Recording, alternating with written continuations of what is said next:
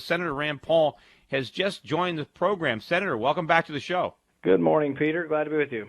Hey, and before we talk, I got to congratulate you. I just read that Time Magazine named you one of the most 100 influential people in the world. Boy, I don't know what's up with that, but no, we're excited about that. In fact, I'll be in New York at a dinner next week for this. Yeah, I don't know if you ever thought that would be the case, but let's hope that you can be one of the most influential people on Capitol Hill. Yeah. Influence with the people or influence with the politicians is sometimes a different story. Yeah, but you're doing a great job up there, and you're making a lot of waves. In fact, one of your recent comments did not go unnoticed by President Obama, who didn't specifically invoke your name, but he had your image in his mind as he spoke these words, responding to your, I think, very poignant and accurate accusation at the way the president is exploiting the families from Newtown. And by the way, I'm not sure if you know, but my 10-year-old son lives in Newtown, Connecticut. But listen to what the commander-in-chief had to say about you, cut number 16. I've heard folks say that having the families of victims lobby for this legislation was somehow misplaced. A prop, somebody called them. Emotional blackmail, some outlets said. Are they serious? Do we really think that thousands of families whose lives have been shattered by gun violence don't have a right to weigh in on this issue? Do we think their emotions, their loss, is not relevant to this debate?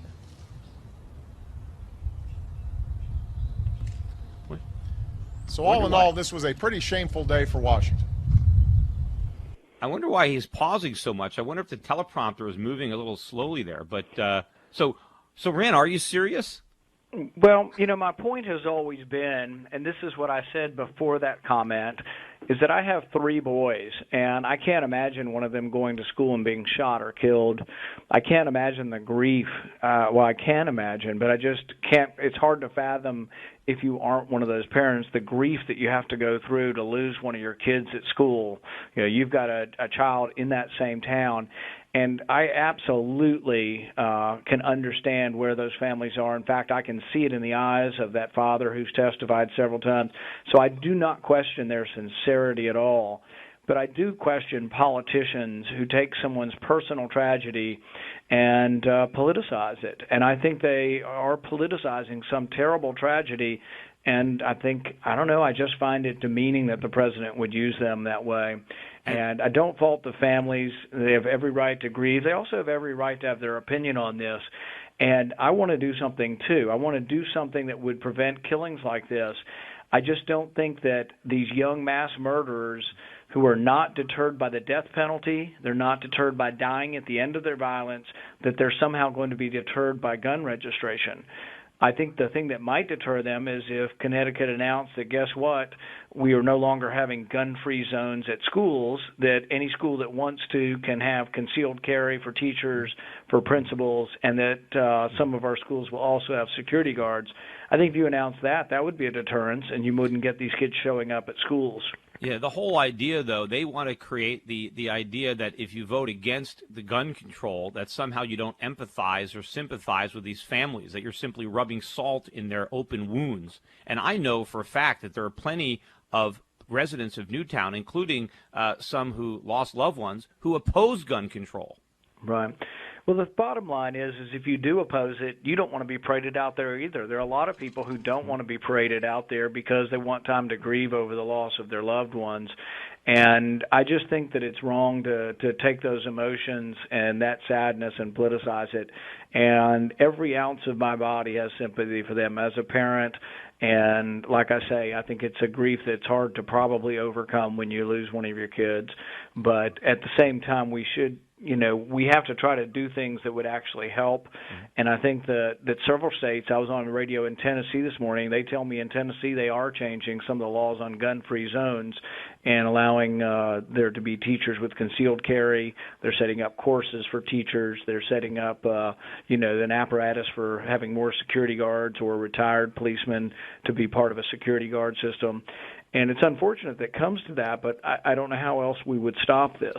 Yeah, that would actually work, but that does not fit into the narrative of the left on banning guns. And in fact, I just read a statistic earlier in the show, that applies to Washington, D.C., about the proliferation of gun homicides among African-American teenagers in Washington, D.C., where it's 20 times the national average, but it is illegal for teenagers to buy guns. Illegal. There's not a background check. It's not about, registration. It's flat out illegal, yet it doesn't stop them from buying them and murdering people at 20 times the national average. The other thing to realize is that 90% of crime, or nearly 90% of crime, is committed by people who steal the weapon that they commit the crime with.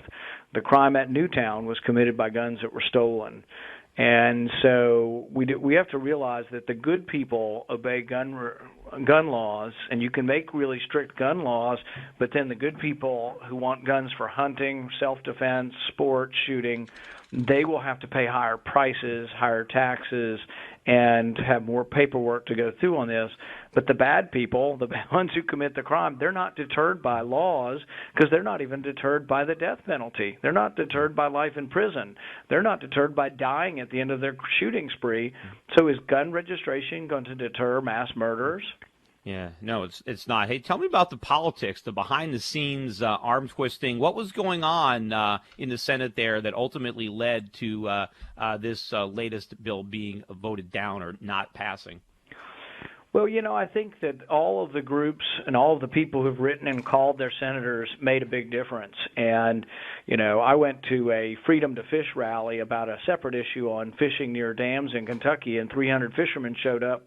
But guess what? They were also insistent that we not infringe on their Second Amendment rights either. So I would like people to know who are listening to you that calling, particularly big issues like this, if you call and write and email your legislator, it does make a difference. And also go to their meetings when they come to your district and let them know how you feel.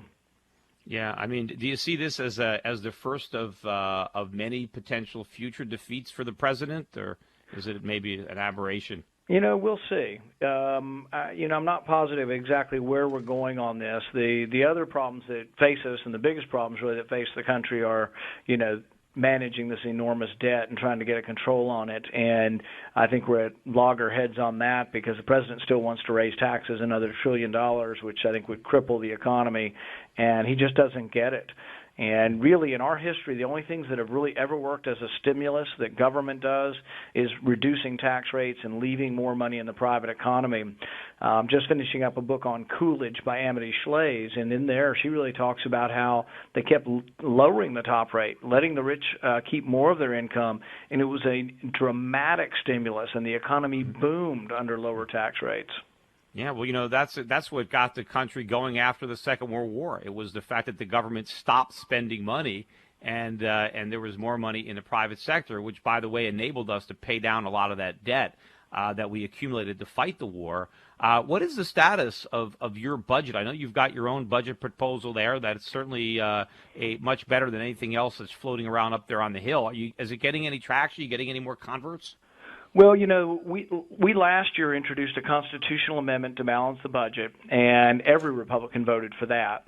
In that amendment, it says that you have to balance the budget within 5 years.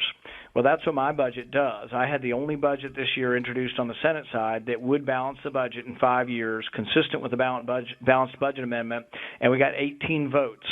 Last year I got 16, so I'm moving on up. We just got to keep working. We didn't get any Democrats to support balancing the budget, and in fact the president's budget never balances. The Senate Democrat budget never balances.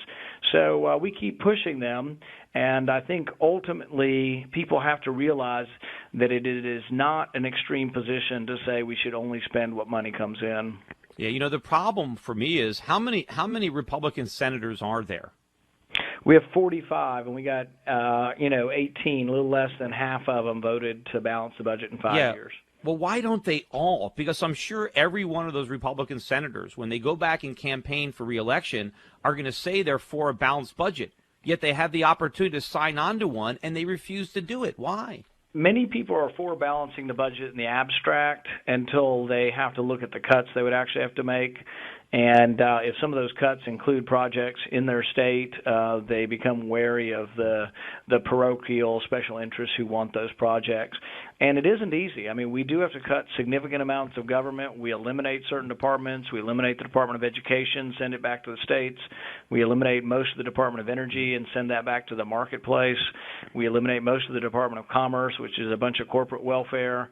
And to do this, it would be dramatic changes. But I think the economic stimulus that would come from reducing what government takes out of the economy would be enormous. We have a flat income tax of 17% corporate and personal with very few deductions, and that would leave $600 billion in the marketplace, which I think would be an enormous boon and would create tens of millions of jobs.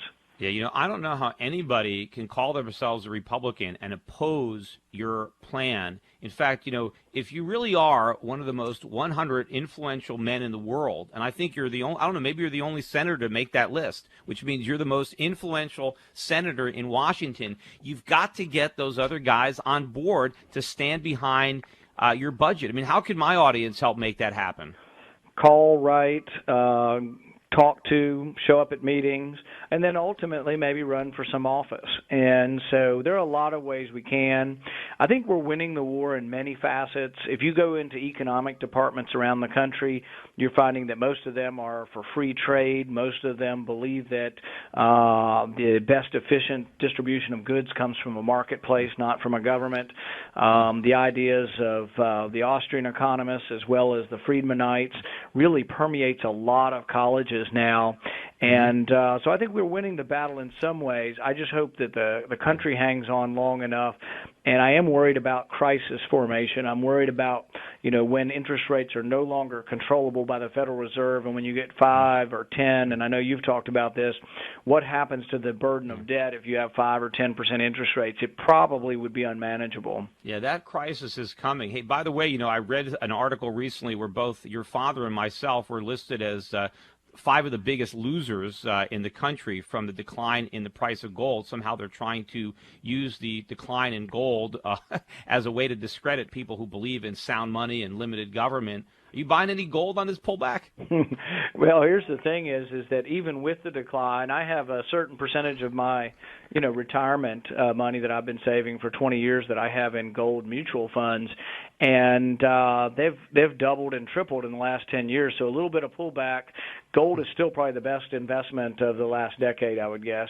Yeah, and I think it's interesting how they wait for one little pullback over 12 years, and somehow it discredits everything we've been saying over that period of time. Meanwhile, our critics, somehow they're validated, even though they're the ones that have been wrong. Hey, Senator Paul, I really appreciate the time that you shared with us today, and I really appreciate even more the excellent work that you're doing in the U.S. Senate.